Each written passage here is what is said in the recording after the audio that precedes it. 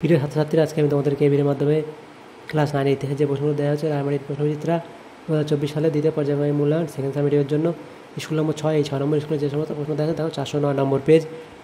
সেখানে বিভাগ ক এবং খ পুরোটা আলোচনা করবো। এমসিকিউ টাইপের প্রশ্ন এবং বিভাগ গ এর মধ্যে যে 2 নম্বর প্রশ্নের প্রশ্নগুলো আছে সেগুলো আমরা আলোচনা করবো আজকে এই ভিডিওর মাধ্যমে। তো ভিডিওটা শুরু থেকে শেষ অবধি অবশ্যই তোমরা দেখবে এবং এর আগের যে স্কুলগুলো ছিল সেগুলোর প্রশ্ন উত্তর আমরা অলরেডি চ্যানেলে আপলোড করে দিয়েছি, তোমরা প্লে লিস্ট থেকে সেগুলো দেখে নেবে।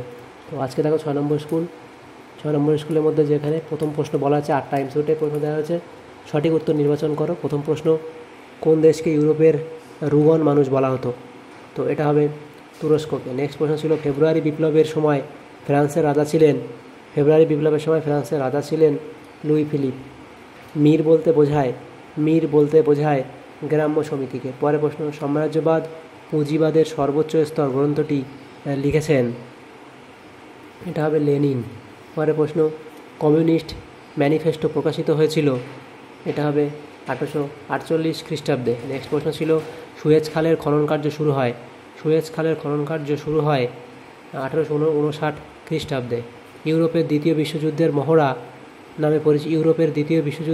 নামে পরিচিত হলো স্পেনের গৃহযুদ্ধ। নেক্সট প্রশ্ন ছিল ইল দুচে উপাধিতে ভূষিত হন? সেটা হবে মুসোলিনি। তাহলে এখানে এমসিকিউ প্রশ্নগুলো হয়ে গেল। পরে দেখো 2 এর দাগের যে প্রশ্নগুলো ছিল নিম্নলিখিত প্রশ্নগুলির উত্তর দাও। প্রথম প্রশ্ন এর দাগের একটি বাক্যে উত্তর দাও। প্রথম প্রশ্ন, পবিত্র চুক্তির প্রবক্তা কে ছিলেন? এটা হবে আলেকজান্ডার। পবিত্র চুক্তির প্রবক্তা কে ছিলেন? এটা হলো আলেকজান্ডার। নেক্সট প্রশ্ন, নাগরিক রাজা নামে কে পরিচিত?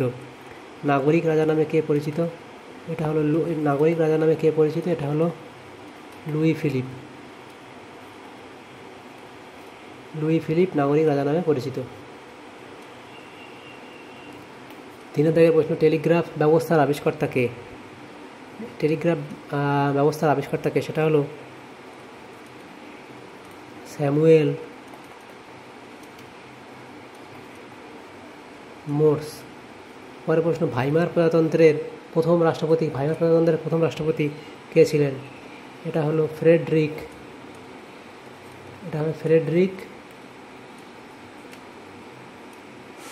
ইবার্ট।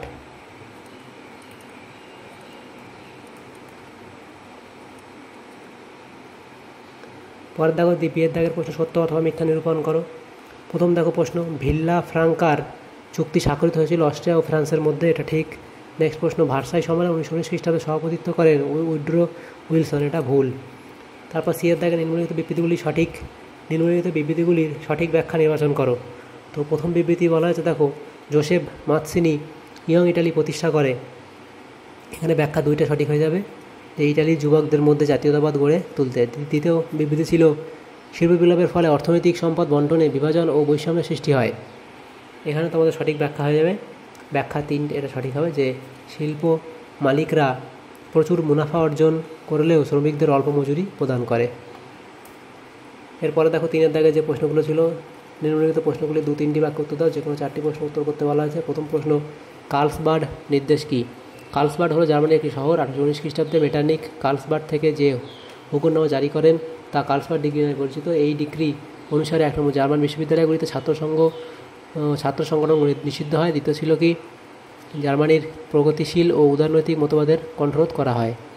দ্বিতীয় প্রশ্ন ছিল ফ্রান্সের দ্বিতীয় সাম্রাজ্য বলতে কী বোঝো? ফ্রান্সের দ্বিতীয় প্রজাতন্ত্রের রাষ্ট্রপতি নির্বাচিত হন নেপোলিয়নের ভ্রাতুষ্পুত্র লুই নেপোলিয়ন। 1852 খ্রিস্টাব্দে 2 ডিসেম্বর অকস্মাৎ এক সশস্ত্র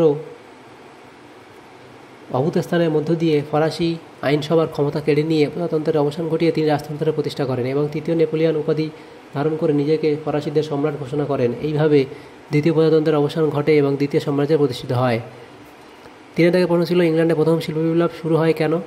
তো ব্রিটেনে প্রথম শিল্প বিপ্লব ঘটেছিল। ব্রিটেনে প্রথম শিল্প বিপ্লব ঘটার কারণগুলি হলো 1 নম্বর, 2, 3 এই 4টে কারণ এখানে লিখে দেবে। তারপরের যে প্রশ্নগুলো ছিল দেখো 4 দাগের প্রশ্নে বলা আছে আগাদির সংকট বলতে কী বোঝো? সেটা এই অবধি লিখবে। নেক্সট প্রশ্ন ছিল ত্রিশক্তি আঁতাত কবে ও কাদের মধ্যে সম্পাদিত হয়? সেটা লিখবে। তারপর জেনারেল ফ্রাঙ্কো কে ছিলেন? সেটাই অবধি লিখবে। তাহলে আজকে আমরা 6 নম্বর যে স্কুল ছিল সেখানে 3 দাগের প্রশ্ন অবধি করলাম। 3 দাগের 2 নম্বর প্রশ্নগুলো করলাম। তো আজকে যদি তোমাদের সামনে উপকার এসে থাকে ভিডিওটা অবশ্যই লাইক করবে। Thank you, thanks for watching.